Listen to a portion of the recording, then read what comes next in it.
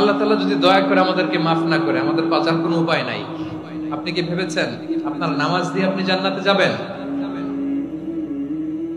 আপনি তাহাজ্জুদ গুজার, সেজদা দিতে দিতে কপালে দাগ ফেলেছেন, এটা আপনারা জান্নাতে নেবে না। আপনি এলাকার সবচেয়ে বড় হাতেম তাই দানশীল, এই দানের ভরসায় বসে আছেন।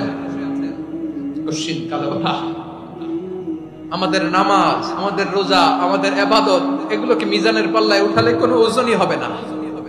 তবে আমাদের একটা কৌশল জানা আছে, আমরা আল্লাহর রহমতের ভিখারি। আমরা সেদিন আগেই গুনার স্বীকৃতি দিয়ে দেব। আমরা বলবো, আল্লাহ তুমি প্রশ্ন করার আগে তোমার একটা কথা বলি, আমারে কিছু জিজ্ঞেস করো না, আমি সব করেছি। এমন কোন পাপ নাই যে পাপ আমারে দিয়ে হয় নাই। তোমার রহমত দিয়ে তুমি জান্নাতে পাঠাবা, তোমার